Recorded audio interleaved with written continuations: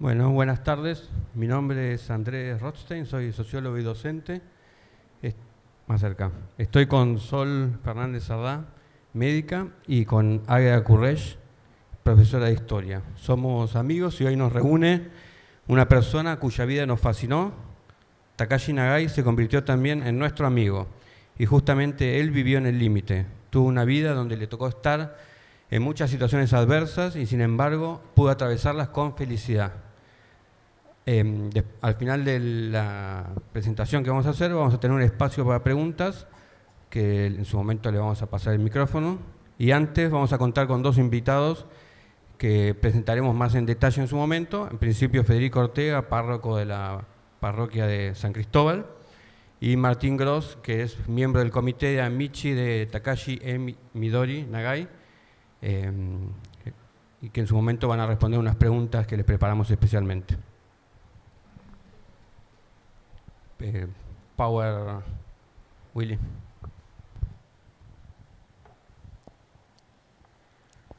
En el mes de agosto se cumplieron 80 años del lanzamiento de las bombas atómicas sobre las ciudades de Hiroshima y Nagasaki. Era la conclusión de un proyecto que había suscitado dudas incluso a los mismos científicos que trabajaron en él, que en fecha 16 de julio firmaron una carta dirigida al presidente Truman expresando los temores que tenían frente a la decisión del uso de la bomba sin previo aviso y sobre una ciudad. Cito la carta: la nación que siente los precedentes de usar estas nuevas fuerzas liberadas de la naturaleza para propósitos de destrucción tendrá que lidiar con la responsabilidad de haber abierto la puerta a una era de devastación a una escala inimaginable. Esta carta ni siquiera llegó a manos del presidente. Fue bloqueada por Leslie Groves, que fue el militar a cargo del proyecto Manhattan. Así, en los días de agosto, el mundo conoció efectivamente lo que significaba una bomba de este tipo, el nivel de destrucción que comporta por efecto del calor. Pensemos que la temperatura de la Tierra llegó a 4.000 grados centígrados, la presión de la onda que generó, fueron destruidas, todo lo que no era de hormigón armado quedó destruido, las mismas personas fueron levantadas y tiradas entre escombros, y fundamentalmente también por efectos de la radiación. Se calcula que hubo entre 129.000 y 246.000 muertes, la mayoría de las cuales de civiles. Y solo la mitad de las muertes ocurrieron en los días del bombardeo. El resto se fue produciendo durante las semanas y meses posteriores por quemaduras, infecciones, leucemia y distintos tipos de cáncer provocados por la radiación, que continúan incluso viéndose hasta el día de hoy en los Hibakusha, como se llama a los sobrevivientes de los bombardeos. Las cifras pueden variar, no son exactas, son permanentemente objeto de revisión porque muchos murieron sin ser registrados. El bombardeo trajo efectivamente el final de la Segunda Guerra Mundial, pero al poco tiempo nuevas tensiones iban a hacer su aparición en el marco de la Guerra Fría. Y en este contexto, el conocimiento mucho más exacto de lo que significaba un tipo de arma como la bomba atómica, en lugar de convertirse en una advertencia preocupante, fue el incentivo para que otros países también quisieran adquirirlas. En 1949, la Unión Soviética ya tenía su bomba atómica, y ahí empezó a desarrollarse una lógica que se llamaba de la disuasión. El tener bombas atómicas disuadiría, al enemigo de comenzar un enfrentamiento porque era efectivo el riesgo de que pudiera reaccionar el enemigo. Así llegamos a una situación que a mediados de 1980 el mundo contaba con arsenales nucleares capaces de destruir varias veces a toda la población del planeta. Y si bien no hubo un enfrentamiento directo entre Estados Unidos y la Unión Soviética por este temor atómico, sí hubo toda una serie de conflictos donde más de una vez se consideró la posibilidad de usar este tipo de armas. Cuando termina la Guerra Fría, se llega a un acuerdo de reducir el armamento nuclear entre Estados Unidos y la Unión Soviética. Pero, sin embargo, en la actualidad, nosotros vemos que existen más naciones que han accedido a este tipo de armas. En la actualidad tenemos 9 estados con armamento nuclear que poseen 12.121 cabezas nucleares, de las cuales 3.004 están desplegadas y listas para su uso. A las advertencias iniciales de los científicos del Proyecto Manhattan y de las de los propios Hibakusha, se fueron sumando con el tiempo otras voces de preocupación. Y esto llevó a que el 7 de julio del 2017 en la ONU se firmara por más del 60% de los Estados miembros un tratado sobre prohibición de armas nucleares, que justamente en el preámbulo dice que no puede, digamos, haber un tipo de arma que provoque semejante sufrimiento a la población y a las víctimas. Pero de los 122 países que firmaron este tratado, hasta la actualidad solo 74 lo han ratificado y no son ninguno de los que poseen ya las armas nucleares. Por otra parte, vemos que en la actualidad los niveles de confrontación global son los más altos después de la Segunda Guerra Mundial. Más allá de la guerra entre Rusia, Ucrania o de Israel y Hamas, que son las que más leemos noticias acá en la Argentina, en el momento hay un montón de conflictos armados involucrando como a 192 países, según los datos del 2025. Ahí en la diapositiva teníamos los del 2024. Pero, por ejemplo, en el 2024 hubo unos 152.000 muertes por enfrentamientos armados solo el año pasado. Y hay más de 122 millones de personas desplazadas por conflicto, lo cual es un récord histórico también. Todo esto nos pone finalmente una pregunta. ¿Basta conocer el horror del que el hombre es capaz para abandonar la idea de la guerra? ¿En qué consiste verdaderamente la paz?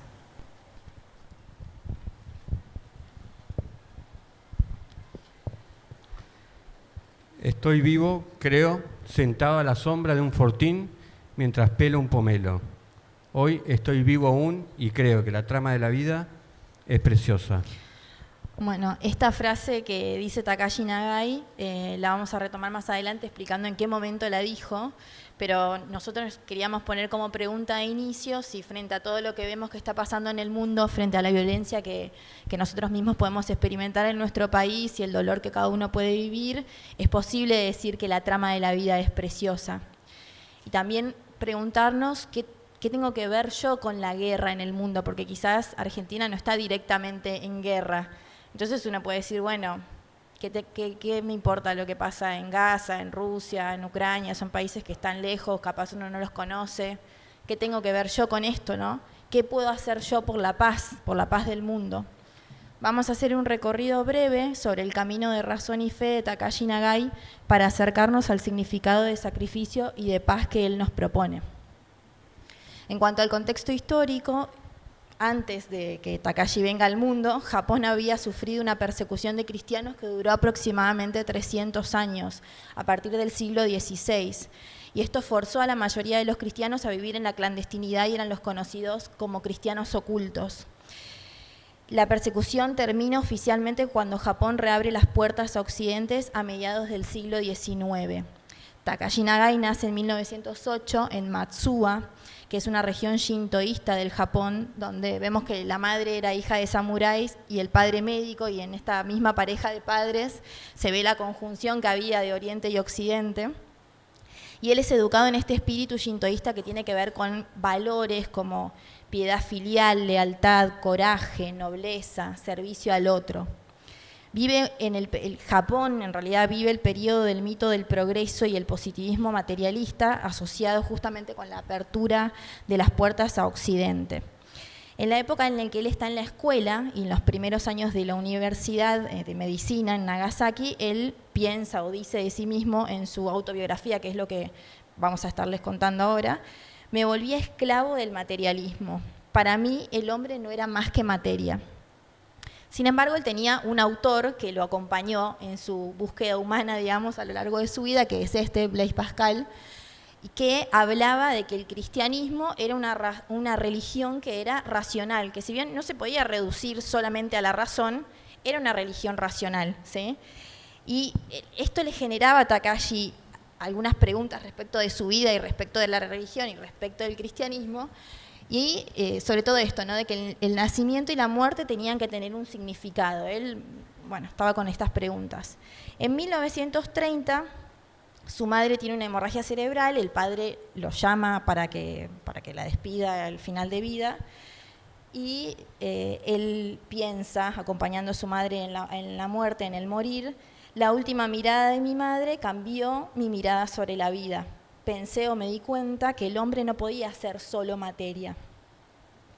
Y a partir de esto, él decide verificar entonces qué es el cristianismo. O sea, a partir de lo que le venía sucediendo en su vida, las preguntas que él tenía, la compañía de Pascal, dice, bueno, tengo que verificar de qué se trata el cristianismo. Entonces, busca hospedarse en una casa en el barrio cristiano de Urakami, que queda en Nagasaki, y lo aloja finalmente la familia Moriyama durante el resto de sus estudios de universidad.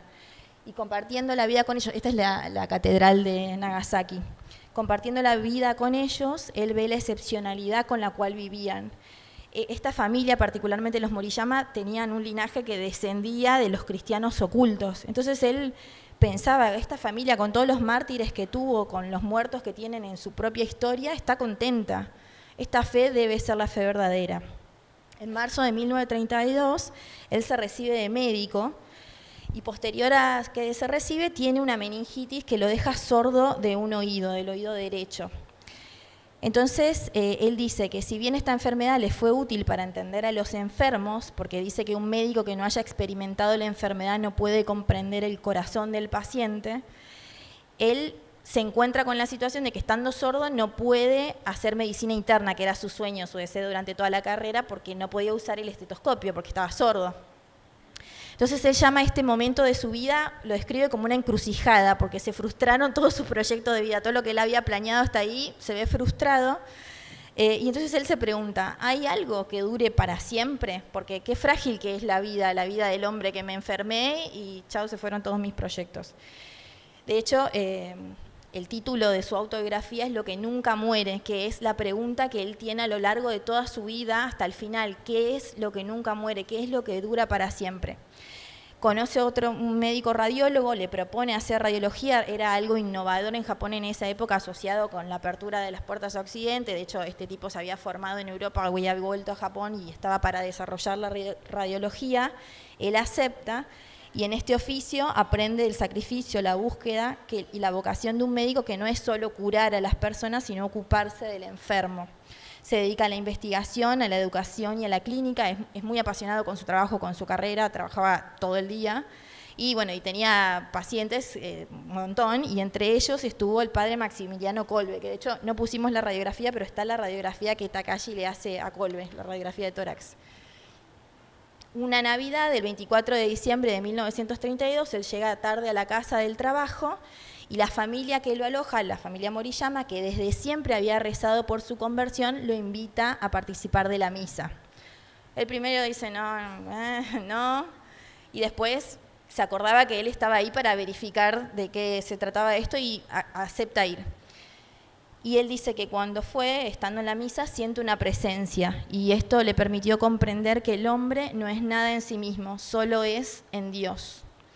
Esa noche él conoce a Midori, que es la hija de esta familia, que estaba en otra ciudad y viene por la Navidad, y al día siguiente ella tiene apendicitis, él hace el diagnóstico de apendicitis, la lleva al médico, se cura, bueno, y ellos se conocen. ¿no? Se salva Midori. Bueno, que es ella. Esto fue diciembre de 1932. El 21 de enero de 1933, un mes después, lo llaman a la guerra de Japón contra China, la primera de las guerras que él vivió en su vida.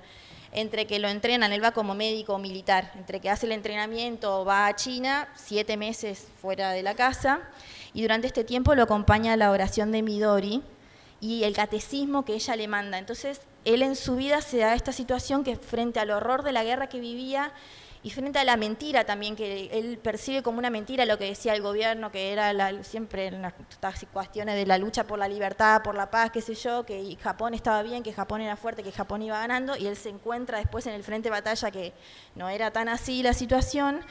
Para él cae como este mito de la ciencia y del progreso, y por el contrario, en el catecismo que le mandó Midori, él dice que encuentra en palabras sencillas la respuesta sobre la vida y la muerte, que era lo que él tenía como pregunta en el corazón. Y al volver, en vez de emborracharse como hacía el resto de los militares para olvidarse de lo que habían vivido, del horror que habían vivido, él vuelve a Urakami y se bautiza. Y toma por nombre Pablo, por Pablo Miki, que es este que ponemos acá, que Pablo Miki es un jesuita japonés, nacido en Japón, y que fue martirizado en Nagasaki. Él, después de esto, se casa con Midori, tienen 4 hijos, 2 de esos hijos mueren a los 3 y 1 año, o sea, en edad pediátrica por enfermedades comunes de la época, y él percibe de sí mismo que después del bautismo se convirtió en una criatura nueva. El cristianismo enseña el amor a Dios, amar a sí mismo y a partir de esto el amor a los otros. Y esto le permite en su trabajo conjugar ciencia y caridad. En 1937 es la segunda guerra que lo convocan a él de Japón versus China en China y él va como médico de guerra nuevamente, ¿no? Y ahí se dan 2 situaciones que queríamos compartir. La primera es, en un momento él estaba en el hospital de campaña atendiendo, y son las 12 del mediodía, y él escucha que suenan las campanas de una iglesia en China, territorio enemigo. Y el tipo sale del trabajo y dice, voy a buscar esa iglesia, y sigue el sonido de las campanas, y llega a la iglesia. La iglesia estaba, imagínense, este tipo venía con el uniforme japonés, digamos, era el enemigo. Entonces la gente estaba dentro de la iglesia escondida para que no los mate. Había gente pero estaba escondida adentro, cerrado con reja, todo. Entonces él golpea, no lo dejan entrar, golpea, no lo dejan entrar, se da cuenta que hay alguien adentro, levanta la mano y le muestra que él tiene un rosario. Entonces el cura ahí medio con miedo abre la puerta y lo deja entrar. Y no hablaban el mismo idioma, era chino y japonés, no eran enemigos. Y igual rezan juntos, cantan juntos, cada uno en su idioma. Y entonces él dice esto. La belleza de ese coro de corazones que rezaba al unísono hizo llorar a Takashi. En ese momento intuyó de forma patente que los pueblos de todo el mundo pueden estar unidos, solo en el seno de Cristo, capaz de generar esa unidad en el amor. Era posible detener una guerra incomprensible como aquella. Takashi pensó. No, ya está. Perdón. Él acá es que introduce esta idea de que la unidad entre las personas solo es posible en Cristo. Y después se da otra situación en la misma guerra en la cual él tiene un enfrentamiento 1 a 1 con un soldado chino que obviamente intentaban matarse mutuamente porque enemigos armados. Y en el último momento llegan amigos de Takashi, compañeros de Takashi, y logran reducir, muy fuerte creo, logran reducir a esta persona que era enemiga y lo toman prisionero. Entonces él vuelven al campamento japonés y están sentados uno al lado del otro. Y se ve que los japoneses habían conseguido una bolsa de pomelo, que imagínense, ahí estaban comiendo arroz y nada, y de repente tienen un pomelo cada uno para comer, era la gloria. Y el pomelo que le dan a Takashi, él parte la mitad y le da la mitad al tipo que lo había intentado matar momentos antes. Y él piensa esto ahí. Takashi pensó, hace tan solo un instante uno de nosotros 2 habría tenido que morir. En cambio, quién sabe por qué, ninguno de los 2 ha muerto y nos encontramos aquí compartiendo un pomelo. Es verdaderamente extraño, No consigo entender el sentido de la guerra. El pomelo estaba delicioso. Tenía el sabor de una fuente de vida. Takashi sonrió y también sonrió ese hombre. Nunca en su vida había visto una sonrisa de amor tan profunda. Estoy vivo, creo, sentado a la sombra de un fortín, mientras pelo un pomelo. Hoy estoy vivo aún y creo que la trama de la vida es preciosa. Y este punto, que es el del pomelo, lo retomamos, no por el pomelo, sino por este concepto que él dice de la trama de la vida. El padre Lepori, en la introducción de la autobiografía de Takashi, dice que nosotros somos hilos en la trama que el tejedor teje continuamente, minuto a minuto, llevándonos cada uno a cumplimiento. Cita: así el yo, según se va devanando su existencia, se descubre cada vez más tejido por otro, un tejedor misterioso que es capaz de continuar su obra y llevarla a cumplimiento incluso cuando los hilos se rompen. Esto porque Takashi, después de la conversión, esta segunda vez que él está en la guerra, era una persona diferente, él vivía diferente la guerra. Esto, va a rezar con el enemigo, le da el pomelo al tipo que lo había intentado matar, él curaba a los heridos que encontraban, sean japoneses o sean chinos. Era una persona diferente, y esta conciencia que él tiene, que está dentro de una trama su vida, ¿no? Después él vuelve, termina esta guerra, vuelve a Japón, y los años que van entre esta guerra y 1945, él se dedica sobre todo a continuar con el desarrollo de la radiología. Era muy apasionado, se dedica a la enseñanza, y sobre todo en esa época había 2 emergencias médicas que eran con las que tenía que ver la radiología, que eran la tuberculosis y las heridas de guerra, y sobre esto profundizó ese tiempo. En la primavera de 1945, él se autodiagnostica leucemia mieloide crónica, que era consecuencia directa del trabajo con la radiación. En esa época no había los elementos de protección que hay ahora, entonces los radiólogos se enfermaban y morían de cáncer, básicamente. Y en el momento, él se hace el autodiagnóstico, habla con un médico especialista, le dice, bueno, te quedan 3 años de vida. Vuelve a casa a contarle a la esposa, a Midori, ¿no? Que imagínense que él era el principal sustento de la familia, le iba a decir que la iba a dejar sola con los 2 hijos que quedaban, y bueno, de esta situación, ¿no? Bueno, le cuenta, y entonces ella recibe la noticia en silencio, se da vuelta, va hasta el altar que tenían en su casa, prende una velita, se arrodilla y reza, y cuando vuelve le dice: sea que vivamos, sea que muramos, es para la gloria de Dios. Que la figura de Midori es central para entender a Takashi, porque era la roca sobre la que él desarrolló la fe, ¿no? Sobre la que él caminó. Bueno, entonces ahí esta familia empieza como a hacer planes. Bueno, a mí me quedan 3 años de vida, ¿cómo hacemos? ¿Te vas a quedar sola, los chicos, qué sé yo? Todo proyectos que quedaron en nada, porque el 9 de agosto de 1945 cae la bomba atómica, lanzan la segunda bomba atómica, que es sobre Nagasaki, y él se salva porque estaba en el búnker de radiología del hospital, son blindados, ¿no? De alguna forma. Todo alrededor queda destruido, y él, de hecho, resulta herido en la arteria temporal, en la cabeza, tiene un sangrado importante, se desmaya, lo curan. Y él, cuando toma conciencia, pasa esos primeros 3 días atendiendo a heridos en ese sector. Y hasta que se logra más o menos desocupar y emprende el camino a casa. Él ya sabía que su esposa estaba muerta, porque él pensaba, si Midori hubiera estado viva, ya me hubiese venido a buscar. Entonces llega a su casa. Esta es una foto real, este es él en su casa, lo que era la casa.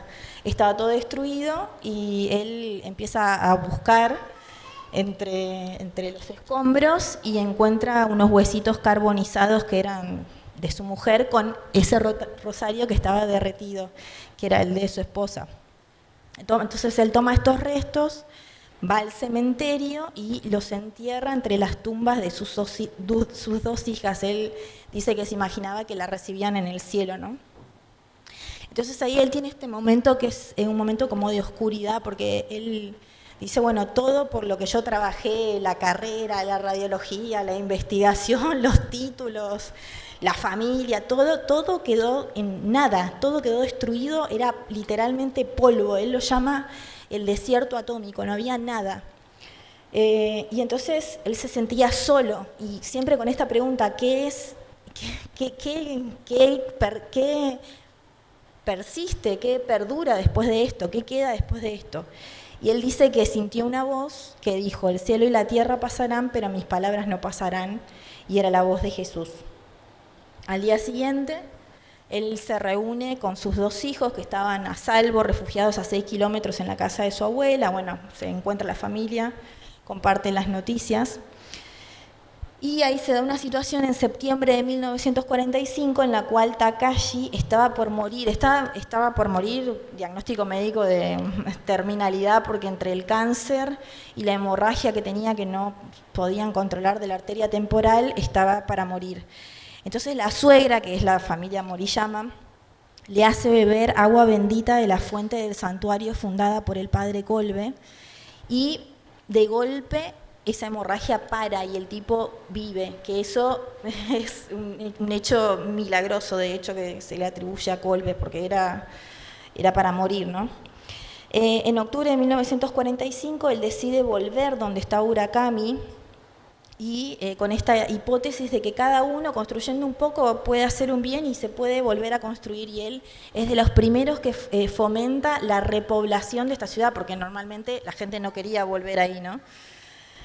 Y bueno, esto en noviembre de 1945 lo invitan a hablar en la misa que se oficia por los muertos por la bomba, y él ahí habla sobre el sacrificio.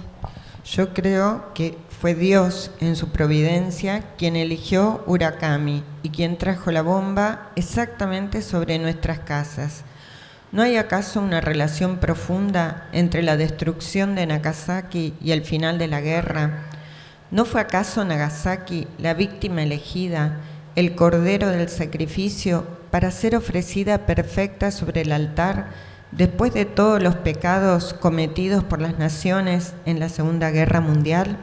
Imagínense que la gente que estaba escuchando estas palabras era gente que había muerto su familia, todos sus hijos, y viene este tipo a decir que esa muerte, ese sacrificio era necesario y que Dios lo había querido así para que termine la guerra. Había gente que se paraba y se iba, era escandaloso, ¿no?, que él lo diga así. Y sin embargo él ahí retoma esto del sacrificio, ¿no? En Navidad de 1945, él con un grupo de amigos sacan la campana de la catedral de Nagasaki, que estaba destruida, y la hacen sonar como símbolo de esperanza, ¿no? En 1948, unos monjes amigos le construyen una pequeña casita sobre el terreno donde estaba su casa anterior, y él la llama Nyokodo, que significa, esta es la foto original, digamos, de cómo era. Están los hijitos en la puerta, y esto es lo que está ahora, porque está preservada como parte del museo. Nyokodo significa la casa del amor a sí mismo. Él allí permanece postrado hasta el final de su vida, que fue en 1951, y sostenía o contaba a los demás que el amor a otro parte del amor a uno mismo, que la verdadera paz no es un pacifismo, sino un largo trabajo sobre el propio egoísmo. Bueno, estas son imágenes de él transitando la enfermedad. Acá abajo, a la derecha, se lo ve que estaba bien desnutrido y con la panza gigante porque tenía organomegalia por la leucemia. Arriba están los 2 hijitos que quedaron vivos. Él, postrado, escribía cartas, escribía libros. Y este es él, para mostrar la sonrisa que tiene una persona que se está muriendo y que le pasó todo lo que le pasó. Bueno, y él en esto. Bueno, y queríamos rescatar esta frase que él dijo: desde hoy debemos ofrecer un nuevo sacrificio, más grande que aquel de la bomba atómica, el sacrificio del cambio en nosotros mismos. Y la verdad que venían todos a verlo, dice que todos venían a verlo. Vino el emperador, imagínense, emperador de Japón, que no sé en qué creen, pero no son católicos. Habló con el Papa, se carteó con Eva Perón le mandó una estatua de la Virgen de Luján que está en el museo de ahí. Es una cosa que era el mundo, no había límites, ¿no? El tipo que estaba postrado. Bueno, y él al final muere en 1951. El día del funeral dice que sonaban las campanas de Nagasaki, todas, del templo budista, de todas las religiones, que todos despedían al santo, que ellos lo llamaban el santo de Nagasaki. Así que nosotros entendemos que Takashi propone que a partir del sacrificio, que es el trabajo sobre uno mismo en relación a Dios y a la compañía cristiana, cada uno puede construir o colaborar con la paz del mundo. Bien, bueno, ahora vamos a continuar el conversatorio. Tenemos los invitados que ya mencionamos, pero volvemos a mencionar.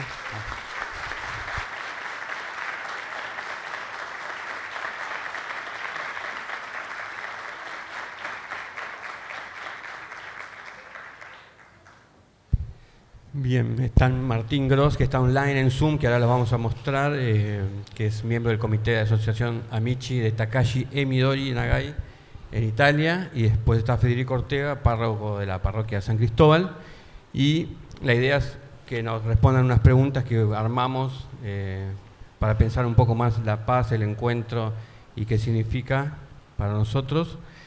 Y vamos a empezar con Federico y después vamos a cerrar con Martín. Y a continuación vamos a hacer para que el público haga sus preguntas. Las preguntas que pensamos son: ¿en qué consiste verdaderamente la paz? ¿Cómo te parece que Takashi educa para la paz? Si podés ayudarnos a profundizar en el concepto de sacrificio, si es necesario para la paz y si es posible la paz hoy. Federico. Bueno, muchas gracias por la invitación. Surge a partir de un apasionamiento así fugaz por la vida de Takashi y de Midori. Así que perdón si alguien conoce un poco más de la historia de estos dos santos. Bueno, nada. Aquí estoy haciendo lo que puedo. Y las preguntas me quedan grandes, evidentemente. No voy a poder responder a la mayoría. Puedo quizá, a partir de la lectura de la vida de Takashi y de la poca experiencia que fui viviendo estos últimos años, sobre todo, compartir un poco de lo que esto significa para mí, al menos, respecto de la paz. Seguramente la paz entiendo que no es una ausencia de conflicto, y ya me mareo con quienes lo estuvimos hablando, seguro lo estuvimos hablando entre nosotros, pero es una idea que robo de algún lado. Digamos, no construimos la paz si solamente pretendemos no agredir al otro. Hay mucho más para profundizar en eso y me parece que es algo en lo que tenemos que crecer todos. Cómo buscar el encuentro con el otro más allá de mi propia concepción, de mi propia idea, de lo que yo creo, de lo que yo pienso, o de lo que estoy dispuesto a ceder o aguantar de los demás, ¿no? No podemos solamente aguantarnos entre nosotros, sino que tenemos que ir un poquito más allá. Jesús mismo dice, nos invita a ser hermanos, ni siquiera nos dice que seamos amigos de Él. El otro día el arzobispo insistía en eso, ¿no? Amigos de Jesús, hermanos entre nosotros, y a los hermanos tenemos que convivir. Papá y mamá nos enseñan, nos ayudan a convivir entre nosotros, en el mejor de los casos. Ver cómo ser más hermanos, incluso con el que pensamos distinto, porque estamos en el mismo mundo, en la misma tierra, en el mismo lugar, y no nos queda otra. La historia de Takashi me conmovió y me tocó desde el título del libro, Lo que no muere nunca, e ir encontrando durante su leyendo y acompañándolo en el proceso de su vida, cómo es un hombre de sueños grandes, de búsquedas intensas, de miedos chicos, podríamos decir, y que en esas búsquedas, en esos sueños y con esos pocos miedos, se encuentra una y otra vez con el límite humano, el límite personal, el límite de la enfermedad, y que cada límite a él no lo detiene, sino por el contrario, lo lleva a buscar sentido, y sobre todo buscar sentido mirando para arriba, ¿no? Siempre, cada vez que se encuentra con algún límite por su enfermedad o por distintas cosas que fue viviendo, él dice, esto me frustra, yo pensé que con esto podía ser feliz, bueno, no puedo dejar de ser feliz, de buscar la felicidad. Tengo que encontrar algo que no se me vaya de las manos, ¿no? Algo en lo que no a lo que me aferre y pueda subsistir y persistir a pesar del límite, ¿no? Creo que eso, si logramos encontrarlo, seguramente nos va a dar mucha paz. Si hay algo que dicen muchos de los que se pueden encontrar con Dios en alguna experiencia puntual, puede ser sobrenatural o bien natural, como puede ser algo de alguna experiencia religiosa o la que sea que nos lleva a veces al límite de la vida y decimos que hay presencia de Dios, probablemente se encuentre una paz que ayude a trascender ese límite, eso con lo que nos encontramos, aunque a veces cuesta.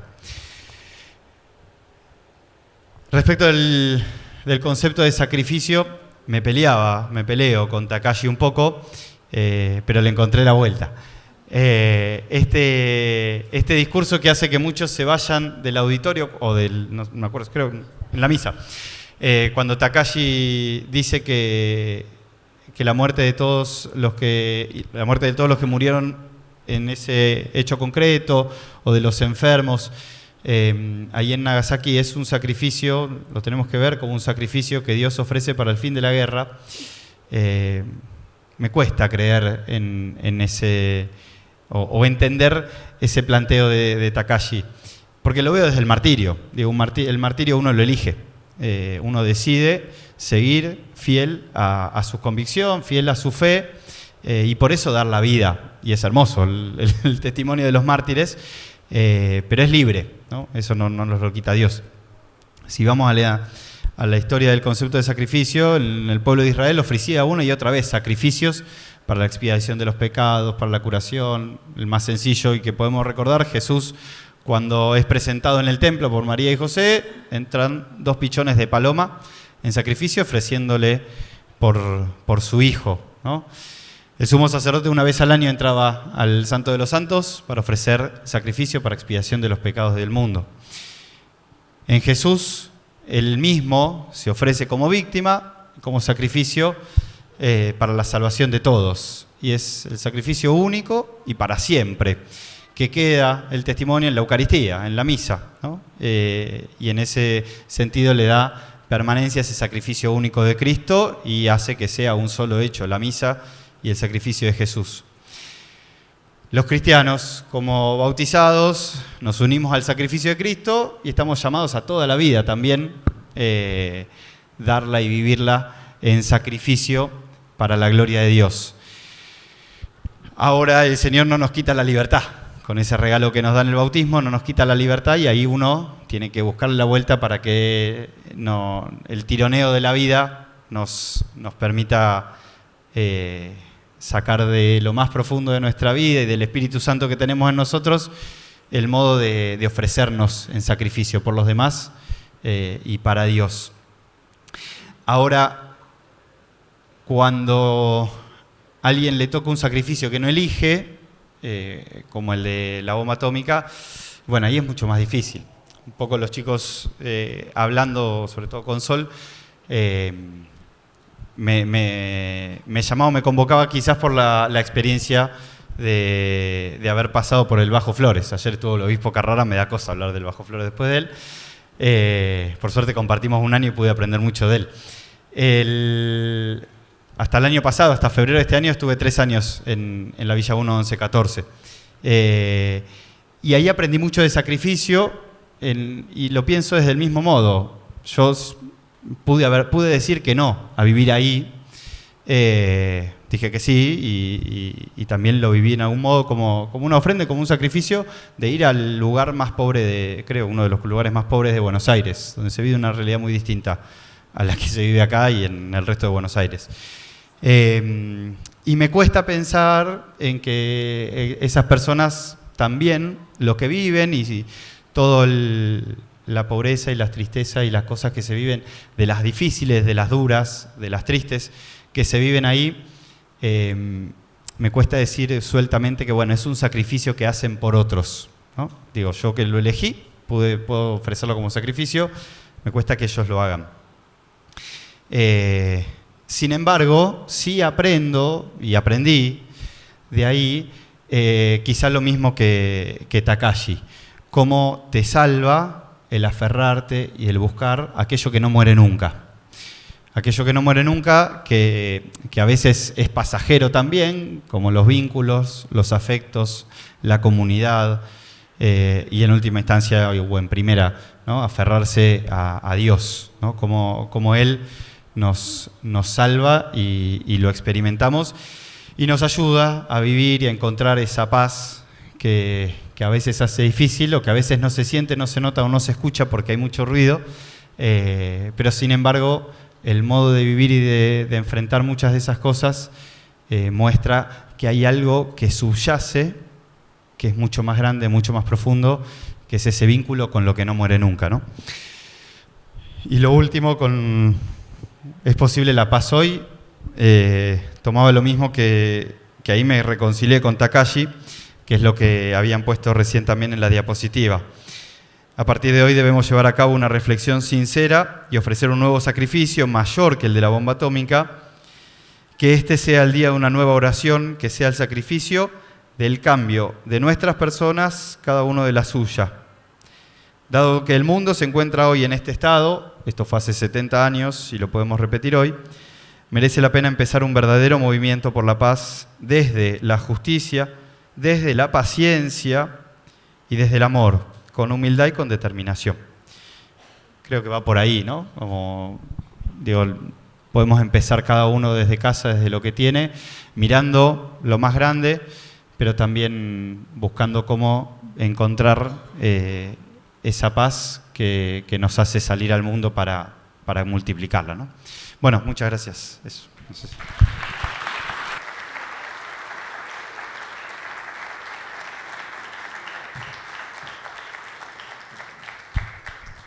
Bueno, y ahora nos gustaría darle la palabra también a Martín, que nos cuente desde su punto de vista estas mismas preguntas. Hola, Martín. Hola, buenas tardes.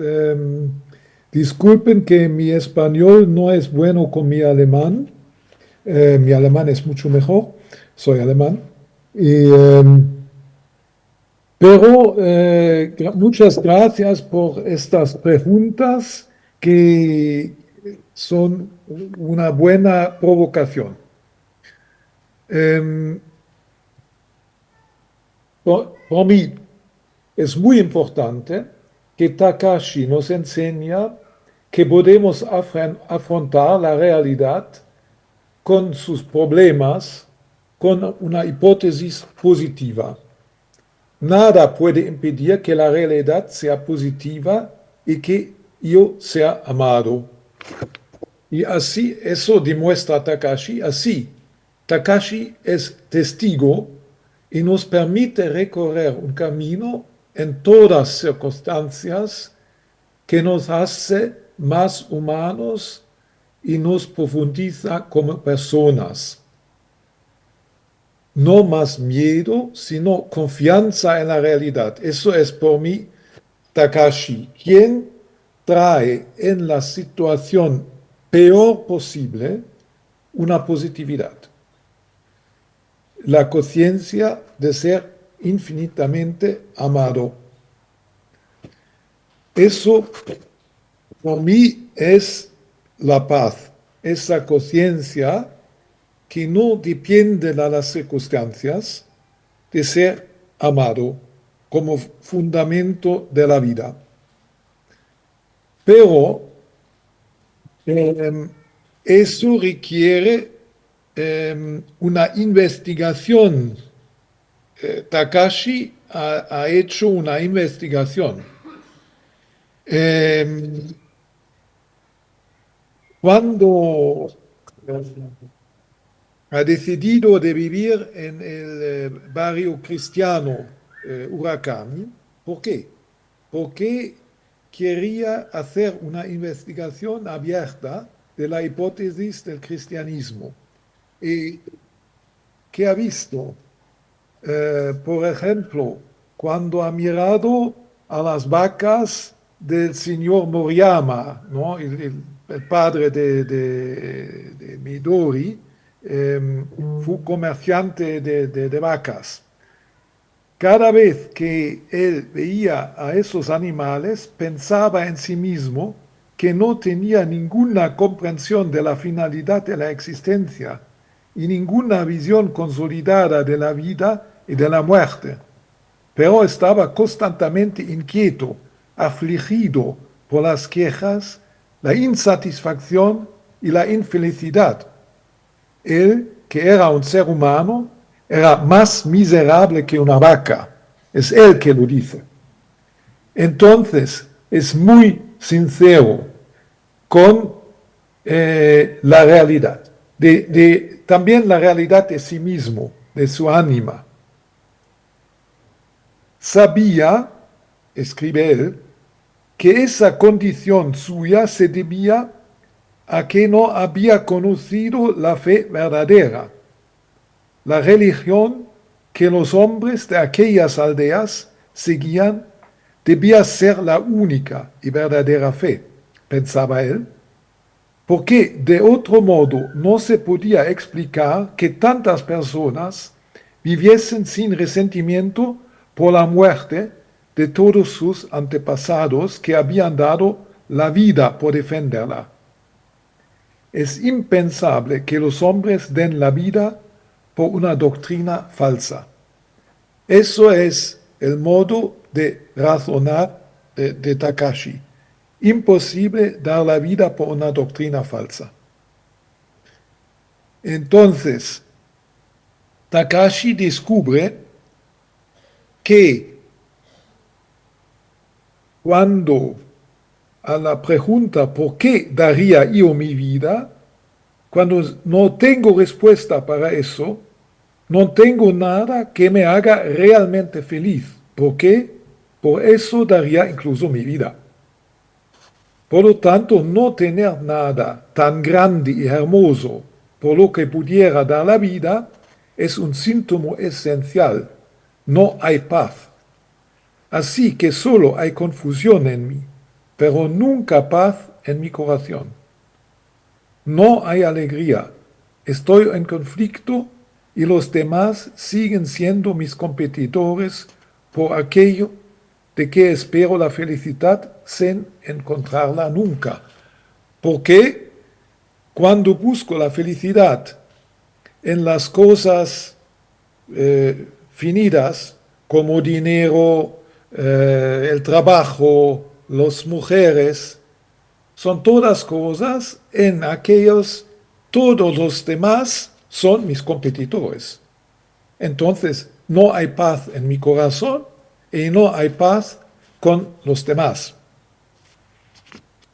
¿No sois claros? ¿Se me entiende? Lingüísticamente, ¿entendéis? Sí, se entiende, sí. Ok, bien, bueno. Entonces, hay una oración de la liturgia que explica esa posición de Takashi, ese descubrimiento de Takashi. Leo esa oración. Dios, Padre Todopoderoso, que unes en un mismo querer a los que en ti esperan, concede a tu pueblo amar lo que mandas y desear lo que prometes, para que, en medio de las vicisitudes de este mundo, nuestros corazones estén fijos allí donde reside la verdadera alegría. Muy interesante. No estamos capaces de tener los corazones fijos donde reside la alegría. Raro, ¿no?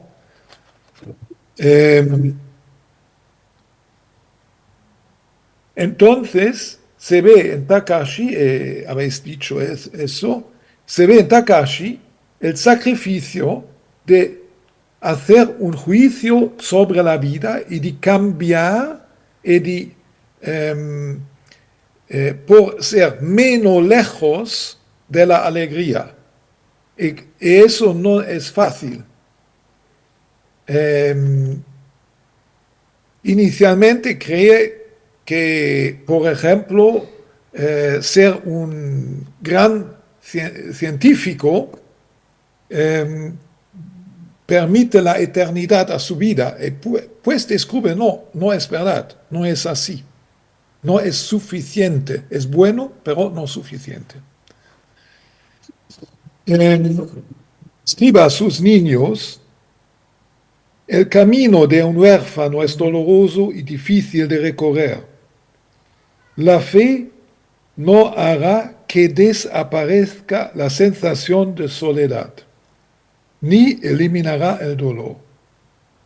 El hombre busca la felicidad desde el momento en que nace, y no sabiendo dónde está, se pone a buscarla donde le parece que la puede encontrar.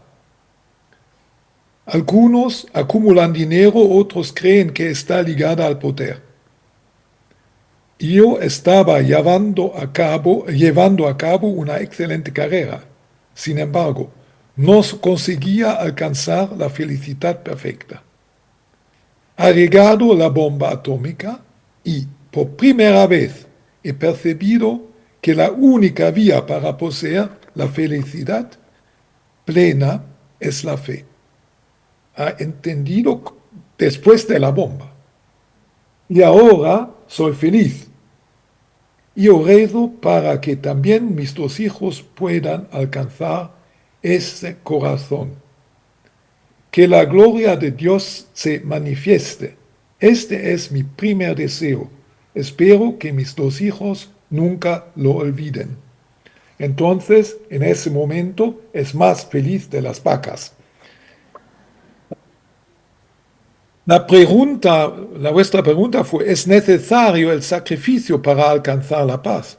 Por cierto, porque sin sacrificio de cambiar sí mismo, no es posible entender a dónde está la alegría, a dónde está la paz del corazón.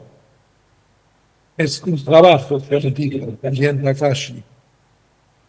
Es siempre una conversión a la realidad, no a un ideal, no es idealismo, es la conversión a la realidad, como demuestra Takashi.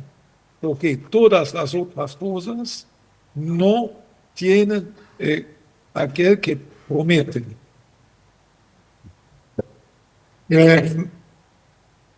Pero hay también ese significado de sacrificio del cual habéis ya discutido un poco, el concepto de sacrificio de su discurso a la catedral, que es muy difícil.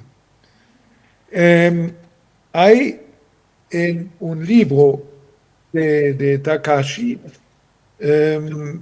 algo que quizás permite de comprender más este concepto, porque no es un concepto, es una experiencia suya. Y eso es muy importante, es una observación de un fenómeno real y no un concepto teológico, porque es médico, no es teólogo.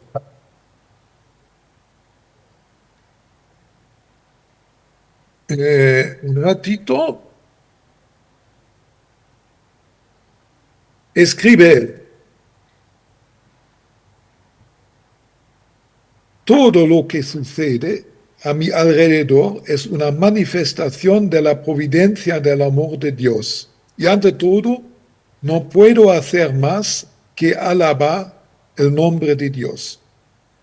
Cuando explotó la bomba atómica, mató a unos 8.000 de los 12.000 fieles católicos. En Urakami había 2 escuelas femeninas, la Junshin y la Josei, ambas dirigidas por monjas conventuales que se encargaban tanto de la gestión como de la enseñanza. Las alumnas de la escuela Junshin habían sido reclutadas para trabajos forzados en la fábrica, y fue allí donde fueron arrasadas por el fuego y murieron cantando himnos de alabanza mientras se convertían en cenizas. Fue exactamente como en la antigüedad, cuando se realizaba el sacrificio del Cordero inocente en el altar para apaciguar la voluntad de Dios. El gran holocausto se celebró en Nagasaki, en el suelo sagrado de Owakami, precisamente el último día de la Segunda Guerra Mundial. Entre las llamas del holocausto, como lirios blancos, las muchachas murieron cantando. Lo mismo ocurrió en la escuela José, donde 27 monjas maestras fueron llamadas al cielo. En medio de la noche se oían a ratos himnos corales en latín, procedentes de una zona cerca de los muelles del río, a unos 200 metros de distancia de la escuela, hacia el este. A la mañana siguiente las monjas fueron encontradas allí muertas, abrazadas unas a otras.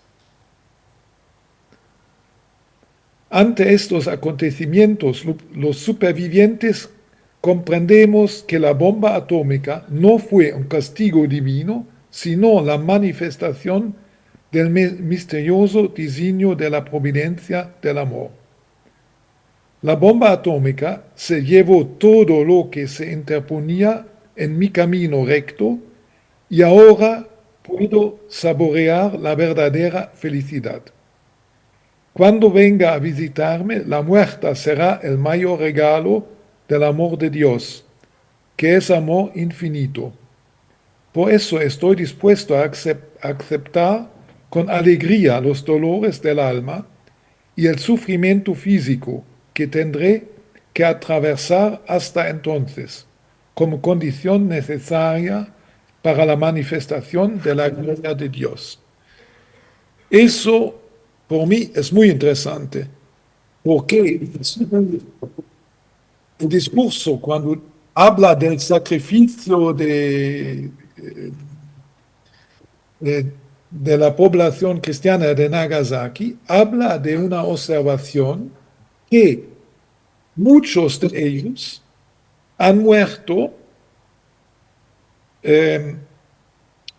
ofreciendo la vida a Dios, cantando himnos. Entonces, en libertad, ofreciendo en libertad. Y eso es por mí un hecho muy fenomenal, que Takashi ha visto, oído estos cantos y entendido qué significa que en libertad ofrecen la vida que están perdiendo contra la voluntad, pero ofrecen en libertad. Martín, perdón. Deberíamos ir redondeando, si querés, la idea de la paz posible hoy para que hablamos preguntas para el público. ¿Te parece? ¿Cómo? Que deberíamos redondear sobre la paz posible hoy, así dejamos espacio para el público para que haga preguntas.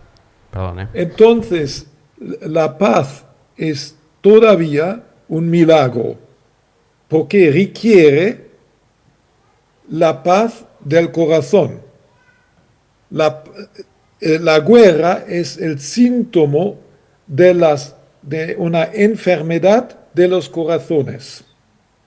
Entonces, la paz no es imposible, pero es imposible sin la conversión, como demuestra Takashi. No es el miedo de la guerra que crea la paz, es el sacrificio de la conversión, del juicio. Muchas gracias, Martín.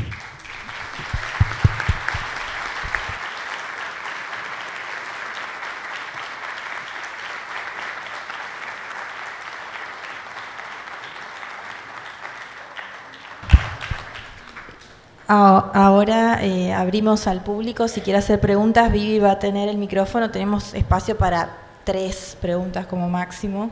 No sé si alguien quiere hacer una pregunta o un comentario de lo que vimos, aprovechando que están conectados Martín.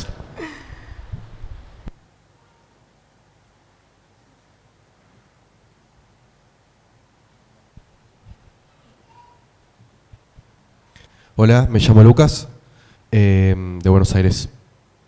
Es una pregunta que nace de algo que dijo Martín, pero bienvenido a escuchar la respuesta de quien quiera, que la frase fue la conversión, dice, conversión a la realidad porque todas las otras cosas que no son la fe no cumplen lo que prometen. Y en mi situación personal estoy en una transición profesional, dejando un trabajo sin saber qué es lo que viene después, con preguntas de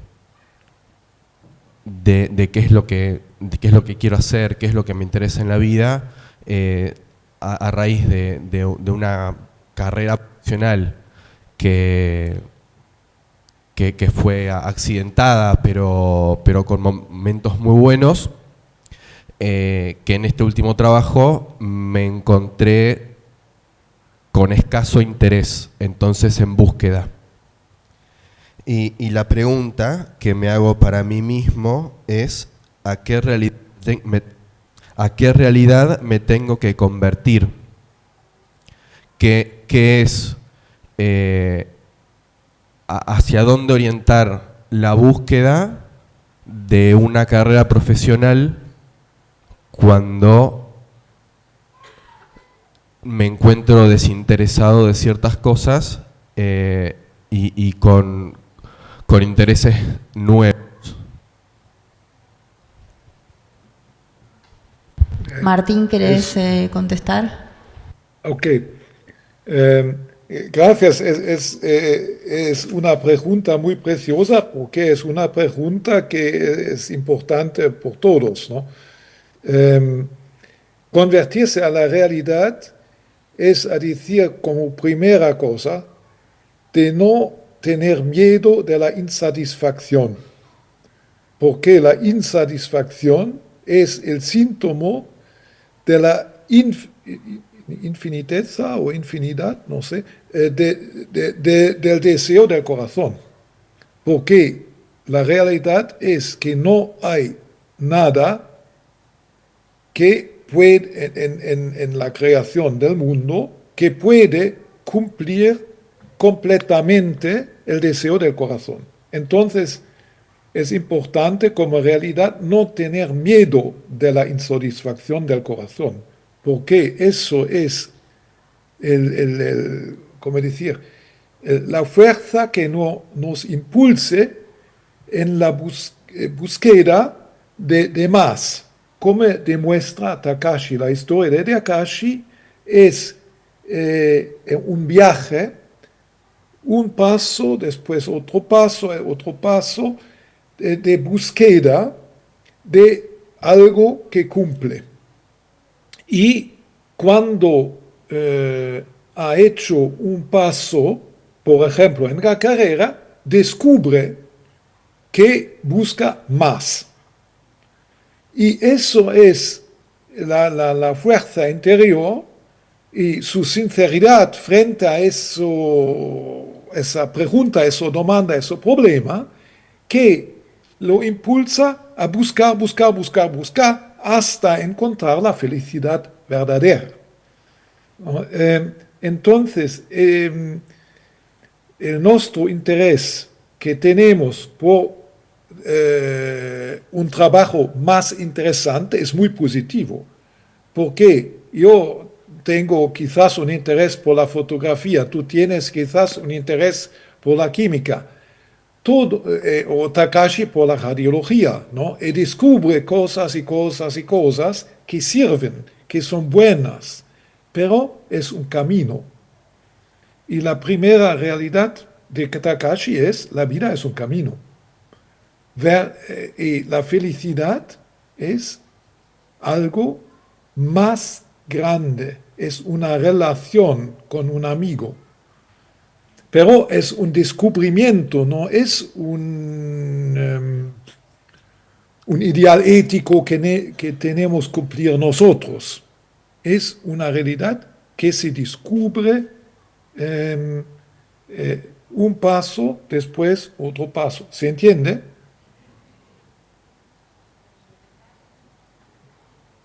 Sí, gracias, Martín.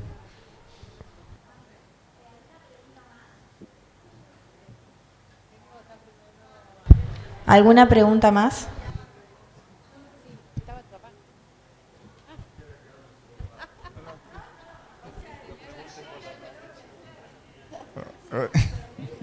Bueno, quería preguntar cómo un hombre con una formación cristiana, teológica, humana, que no pareciera que haya tenido una profundidad muy grande, salvo el grupo ese donde vivió con los suegros y la esposa, un testimonio, como un hombre que su esposa, su ciudad y todos sus seres queridos se incineran en fracción de segundo, puede después pronunciar la palabra paz.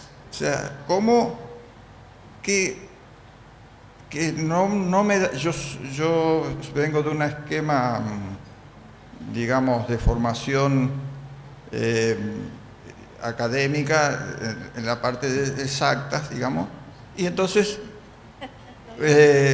no me entra en la cabeza cómo un hombre puede, después de esta cosa, poder pronunciar. Yo no le digo ni siquiera entender, solamente pronunciar la palabra paz. Yo, por lo mío, me enojo por alguna cosa que no tiene ningún valor, me enojo, y pierdo la paz. Entonces, ¿cómo un hombre puede llegar a esto? No me cuesta, la verdad que no lo puedo entender. Es muy correcto. Es humanamente imposible. Es un escándalo. Estoy muy de acuerdo.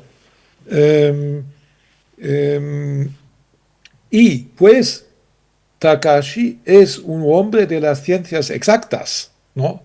De radiología y física nuclear son ciencias exactas.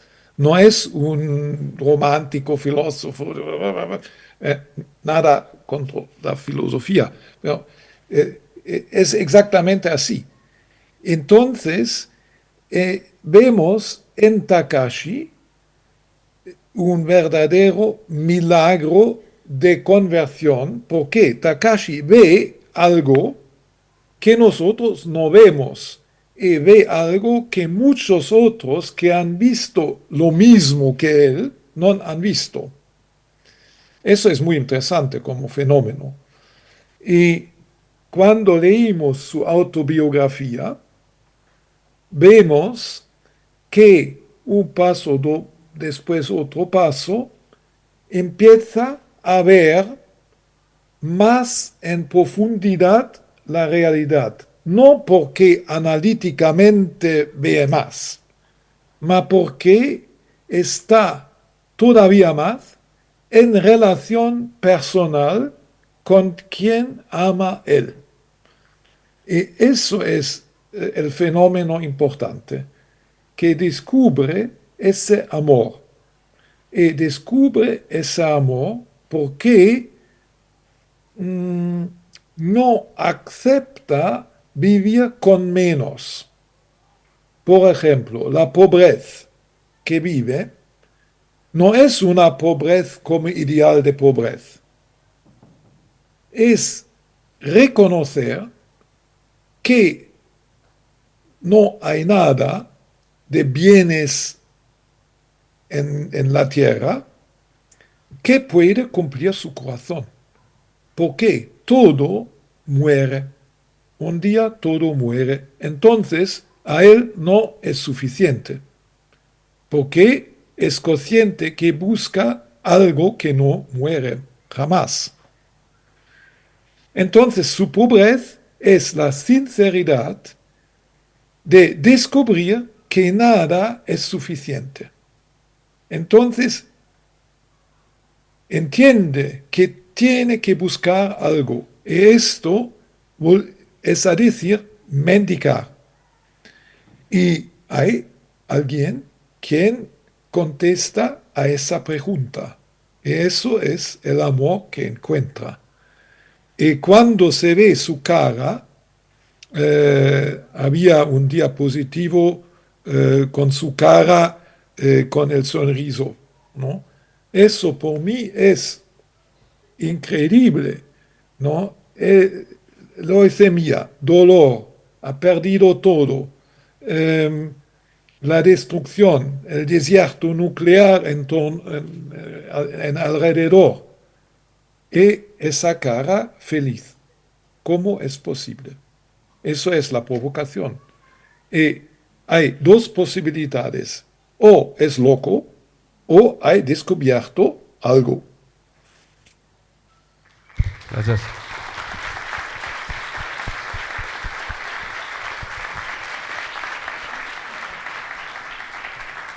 Hacemos una pregunta más y ya cerramos. Ahí, Ampi.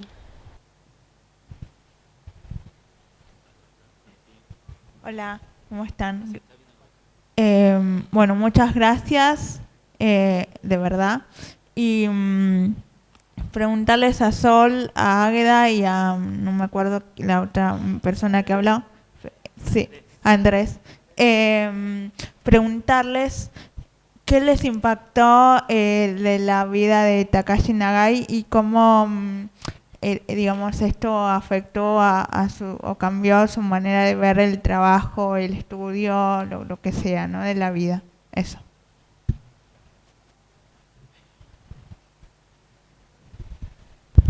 Yo cuento de este año, por ejemplo, yo trabajé mucho tiempo, más de 10 años en el Garrahan y con todo el problema político que hubo, etcétera, me tuve que ir.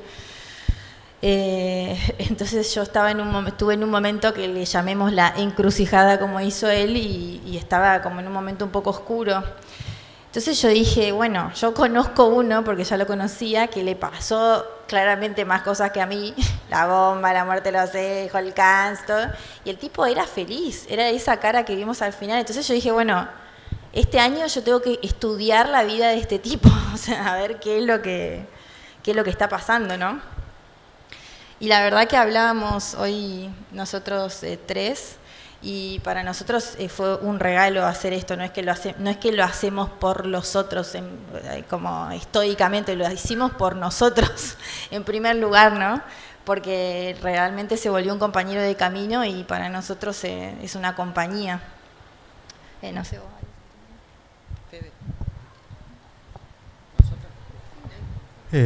Bueno, buena pregunta, gracias. Sí, yo justo este año empecé a dar clases en la universidad y bueno, empecé a leer el libro porque Sol estaba tan contenta con lo que estaba leyendo que bueno, me entusiasmó, en 3 días lo terminé y creo que hay una parte donde él cuenta que da clases en la universidad y que realmente las clases las da porque no quería una educación teórica en donde había papeles colgados diciendo qué sabes hacer, sino gente comprometida con lo que estás haciendo.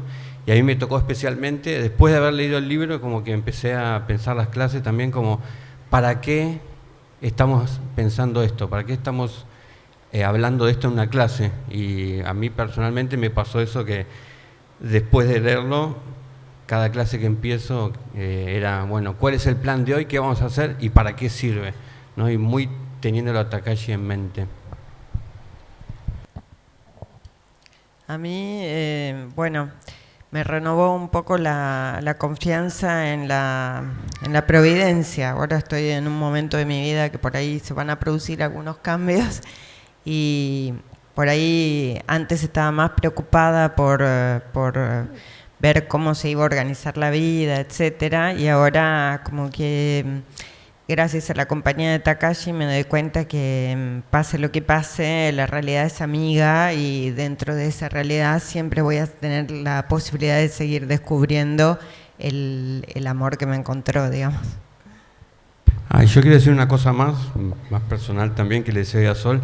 Creo que un milagro de Takashi es haber hecho que yo esté acá arriba adelante compartiendo con ustedes, que es algo que nunca hubiese hecho porque, no sé, me gusta más el backstage.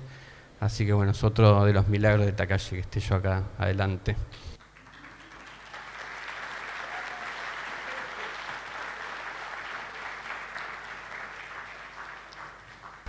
Y para terminar vamos a proponer rezar juntos una oración que van a tener ahí en los bancos, que es como son siervos de Dios, tanto Takashi como Midori, se les puede rezar y bueno, pedimos por lo que cada uno tiene en el corazón para encontrar esta misma felicidad que encontró él, esta misma amistad, y bueno, y por ellos. ¿Querés rezar? Bien.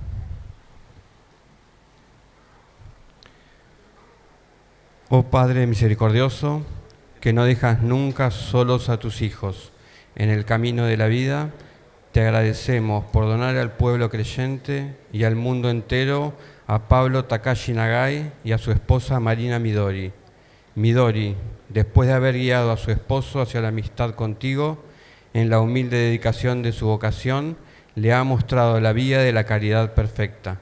Juntos en el abandono, confiado de tu voluntad, han dado rostro al bien que tu providencia sabe rescatar incluso del mal, y se han convertido en anuncio de esperanza y testigos de caridad para el pueblo herido. Después de la muerte de su esposa, caminando en profunda pobreza de espíritu, Takashi experimentó en el desierto de la bomba atómica la ternura de tu amistad y como testigo de gracia y viviendo el 100 por 1, regeneró en su pueblo el entusiasmo por la vida y el coraje para reconstruir. Concédenos a todos, por intercesión de estos esposos tuyos, la gracia de responder a nuestra llamada personal hacia la santidad, y danos, si es para mayor gloria tuya, la gracia que cada uno implora, en la esperanza de que estos esposos pronto serán contados entre tus santos. Por Cristo nuestro Señor. Amén. Bueno, le agradecemos especialmente a Martín y a Fede por haber estado con nosotros y a ustedes por participar. Ahí le saludamos a Martín. Gracias, Martín. Chao. Gracias a vosotros.